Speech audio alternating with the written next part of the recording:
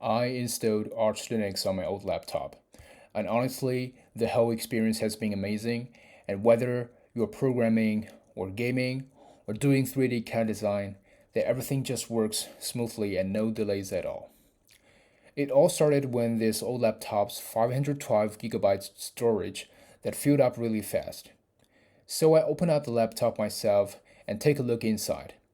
Then I manually swapped that 512 gigabyte drive for a 2 terabyte one. Since the old system has been swapped out, so I decided to try something completely different. Then I installed Arch Linux, which is one of the Linux distros I had always wanted to try. In today's video, I'd like to quickly walk you through how to install Arch Linux on an old laptop. And if you have an old laptop and you wanted to bring it back to life, you are in the right place. Let's dive right in.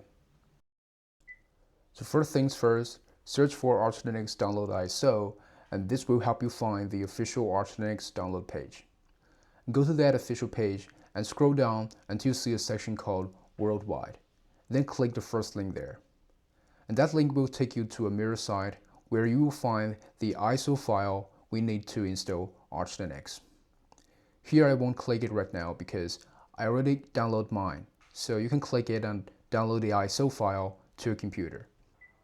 Then the next step, search for a tool that we can create a bootable USB drive. Well, in my case, I'm using a Windows laptop, so I'm going to use a tool called Rufus. So go to the Rufus homepage and scroll down to the download section. In my case, my laptop uses a x64 based processor, so I'm going to download the standard x64 version. Then click the link and download Rufus. And once Rufus is ready, we can plug in the USB drive that we are going to use to boot over Arch Linux. Once it's plugged in, we can open the Rufus application and choose our USB drive as the device. And then you will see a pop-up warning about DBX update. And click yes. Then in boot section, click select button and choose the ISO file we just downloaded earlier. And next in partition scheme, choose GPT instead of MBR. And finally leave all the other options as default and then click start. And you'll see a few warning messages here that recommends you writing in ISO writing mode, or just tell you that all the data on the drive will be erased, but these are exactly what we want. So don't worry, just click OK and start creating our bootable USB drive. And now our USB drive is ready, and it's time to boot up our laptop. So before booting up, please check the BIOS key of your laptop, because every laptop probably has different shortcuts to access the BIOS menu. Well, in my case, I press the power button and then I hold the F2 key to open the BIOS menu. And once you are in the BIOS menu, and go to advanced settings or something similar. And here's the most important thing we need to check is the secure boot control. Just make sure this option is disabled. And once everything looks good, and save your settings and then confirm. And then our laptop will restart automatically, so don't touch anything, and also keep the USB drive plugged in.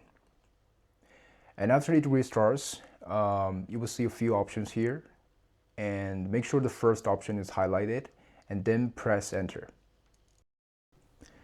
So now our system is booting up, and you will see a bunch of text rolling by. And this means everything is working fine, and the system is just loading everything we need for our installation. And after a few seconds, you will see some colorful text appear here like this, and meaning we logged in as root user on a temporary installation environment with a hostname Arch ISO. The initial text on the terminal might be too small. We can use set font command to scale up the terminal font to make it easier to read.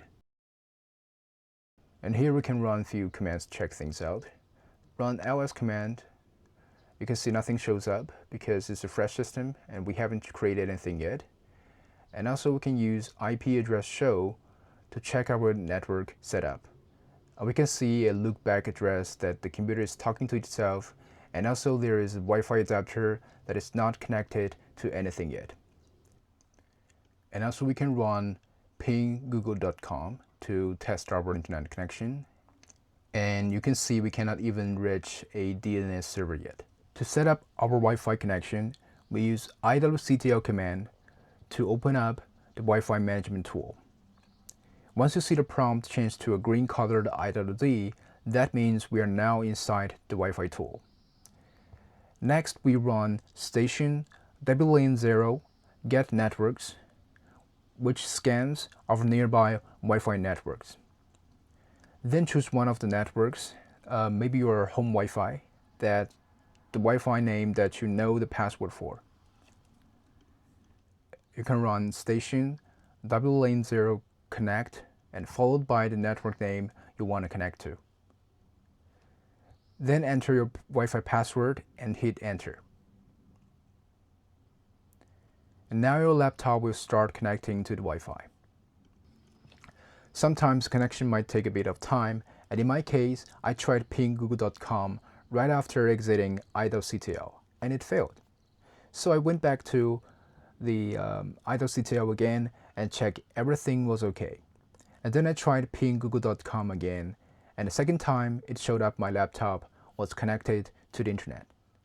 So if your laptop successfully connected too, you'll see the same result as mine. On top of that, since our laptop is now connected to Wi-Fi, and as the second option, you can use SSH to connect to this laptop from another computer's terminal.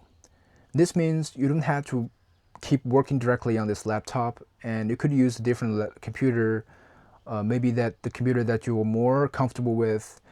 But in this tutorial though, I just continue working directly on this laptop. And now we are all set. Run the command arch install that opens up a clean official terminal interface that helps us to set up our Arch Linux installation. Once you get into the interface, you will see several options on the left side. And first off, the installation language and locales, it all depends on your personal preference. In my case, I'm fine with English, so I just leave the language as English as default, and also the default US keyboard layout. And next we navigate to the mirrors section and then enter select regions option and choose one of the regions that is close to your physical location, and then press enter and go back. And next we go to the disk configuration section and choose partitioning and hit enter. And here we choose the default partition layout. And once you press enter, you will see a list of disks like this. And here you can see we have two drives here. The first one is our USB drive, and the second one is our updated SSD drive with 2 terabytes. And this is the drive that we actually want to install our Arch Linux, so we choose the second drive. And as for file system choice, we use ext4, which is the most common and reliable choice for Arch Linux. And finally choose yes to set up a separate partition for our home directory. And now we can see the final layout with 3 partitions here, and everything looks good, and we can go back to our main setting page. And next, for the swap option, we leave everything as default, which makes more efficient use of RAM on our Arch Linux laptop. And next we jump right into the authentication section, and firstly we choose the root password and set a password for our root user, and secondly we create a user account and pick up a username and password that you prefer. And next we get into the profile section, and here is where we choose a preset for our system setup. And we have several options here, and since we are using this laptop as a personal computer, so I would choose desktop as the main profile. Once you hit enter, you will see several options on the left, and in my case, I will use the desktop environment called GNOME. And you can also choose another one if you want, like take a little bit of time to research on them and then pick whichever the option that works best for you.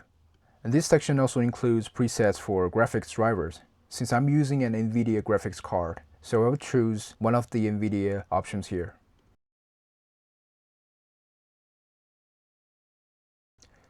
In the applications section, you can set up things like Bluetooth, audio, or pointer, but don't worry, you can also set this up later after the installation is completed. For now, just for convenience, I'll choose one of the packages to set up the audio on my Arch Linux system. And just in case, let's go back to kernel section for a moment. We also checked Linux long-term support version for our kernel. In this way, if a future update even breaks our main kernel, we still have a backup that keeps our system reliable. Finally, for network configuration, we use the default network manager. And for time zone, choose one of the time zones that matches your location. We are finally here. Our whole setup is ready. And now go to the installation option and hit enter, confirm with yes to apply our configuration. This will start the Arch Linux installation and it might take a while. So make sure your laptop is plugged in and then grab a coffee, relax, and take a break.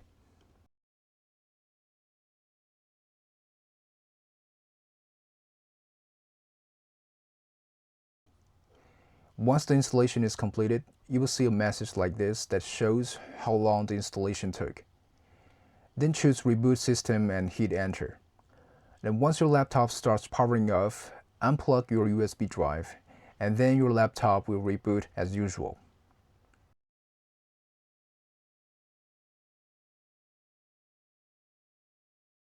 And you will see a boot menu here.